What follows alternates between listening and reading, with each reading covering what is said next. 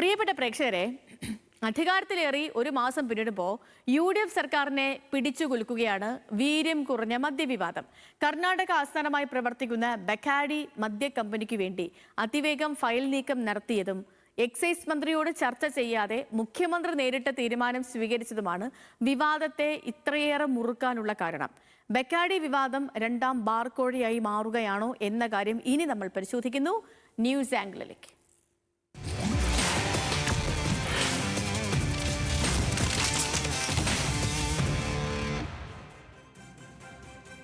വിശകലനങ്ങളുമായി Hans John ആണ് തിരുവനന്തപുരത്ത് നമുക്കൊപ്പം ചേർന്നത്. Hans, good morning.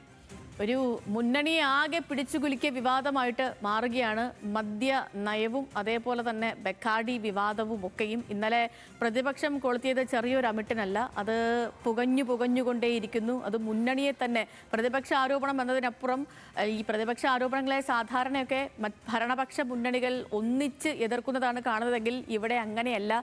VD Satheesan അങ്ങ് ഒറ്റപ്പെടുന്ന അവസ്ഥയാണ് കണ്ടുകൊണ്ടിരിക്കുന്നത്. ഇന്നിപ്പോൾ മുഖ്യമന്ത്രി ഈ വിഷയത്തിലൊക്കെ ഒരു വ്യക്തത വരുത്തുമെന്ന് കരുതുന്ന ദിവസമാണ്.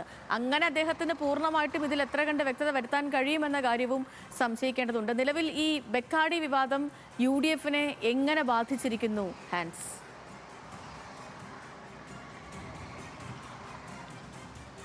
Sethu, good morning. ഈ ബക്കാഡി വിവാദം അല്ലെങ്കിൽ വീര്യം കുറഞ്ഞ മദ്യവിവാദം വീണ്ടും ഒരു ബാർക്കോഴയായി മാറുന്നു എന്ന് സംശയിക്കേണ്ടിയിരിക്കുന്നു. കാരണം നമുക്കറിയാവുന്നത് പോലെ തന്നെ മുൻപുണ്ടായിരുന്ന UDF സർക്കാർ 2014 അന്ന് പൂട്ടിയ ബാറുകൾ തുറക്കുന്നതിന് വേണ്ടി ധനമന്ത്രിയായിട്ടുള്ള KM മാണി, അന്നത്തെ ധനമന്ത്രിയായ KM മാണി ബാർ ഉടമകളുടെ കയ്യിൽ നിന്ന് കോഴ വാങ്ങിയെന്നായിരുന്നു അന്ന് ഉയർന്ന ആരോപണം.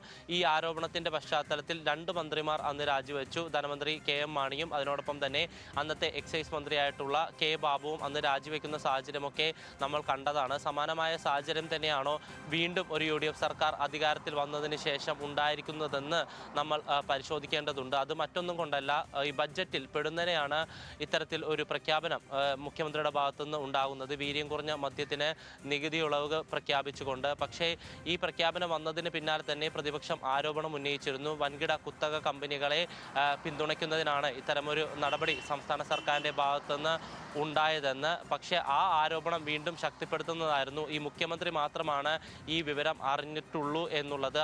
എക്സൈസ് മന്ത്രിയോ മറ്റ് മന്ത്രിമാരോ അല്ലെങ്കിൽ മന്ത്രിസഭയോ ഈ വിവരങ്ങൾ ഒന്നും തന്നെ അറിഞ്ഞിരുന്നില്ല എന്നുള്ള വിവരം പിന്നീടാണ് അറിയുന്നത്. അതിനുശേഷമാണ് ഈ ബക്കാഡിയുമായി, ഈ കർണാടക ആസ്ഥാനമായി പ്രവർത്തിക്കുന്ന ബക്കാഡി കമ്പനിയുടെ ഫയലുമായി ബന്ധപ്പെട്ട് പെട്ടെന്ന് ഒരു അനുമതി സംസ്ഥാന സർക്കാരിൻ്റെ ഭാഗത്തുനിന്ന് ഉണ്ടായി എന്നുള്ളത്. ഈ വീര്യം കുറഞ്ഞ മദ്യം സംസ്ഥാനത്ത് വിൽപ്പന നടത്തുന്നതുമായി ബന്ധപ്പെട്ട് 2023 ഇടത് സർക്കാർ ഉള്ള സമയത്ത് തന്നെ ബക്കാഡി കമ്പനി ഫയൽ നൽകിയിരുന്നെങ്കിൽ പോലും അതിൽ യാതൊരു വിധത്തിലുള്ള നടപടിയും അന്ന് ഇടത് സർക്കാർ തീരുമാനിച്ചിരുന്നില്ല. പക്ഷേ UDF സർക്കാർ അധികാരത്തിലേറി ദിവസങ്ങൾക്കുള്ളിൽ തന്നെ ഈ ബക്കാഡിയുടെ ഫയലുമായി ബന്ധപ്പെട്ട അനുമതി നൽകുന്നു. അതിൽ മുഖ്യമന്ത്രി ഇടപെടുന്നു എന്നടക്കമുള്ള വിവരങ്ങൾ പുറത്തു വന്നതോടുകൂടി പ്രതിപക്ഷത്തിൻ്റെ ആരോപണം വീണ്ടും ശക്തമായി.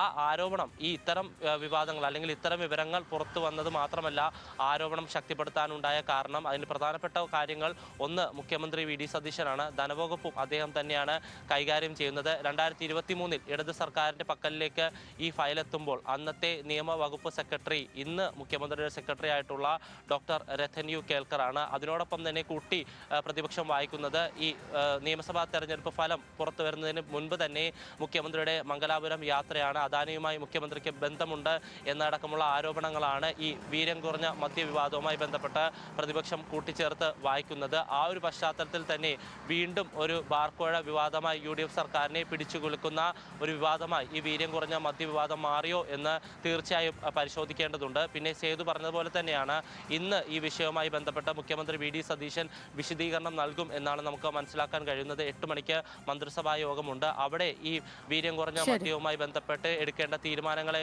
പറ്റി മുഖ്യമന്ത്രി വിശദീകരിക്കും, മന്ത്രിസഭാ യോഗത്തിൽ അറിയിക്കും. അതിനുശേഷം 9 മണിക്ക് നിയമസഭാ സമ്മേളനത്തിലുണ്ട് സമാനമായ പ്രതികരണം അല്ലെങ്കിൽ ഒരു വിശദീകരണം. ഈ വിഷയത്തിൽ ഒരു വ്യക്തത ഇന്ന് നമ്മൾ പ്രതീക്ഷിക്കുന്ന ദിവസമാണ്. പ്രിയപ്പെട്ട പ്രേക്ഷകർ,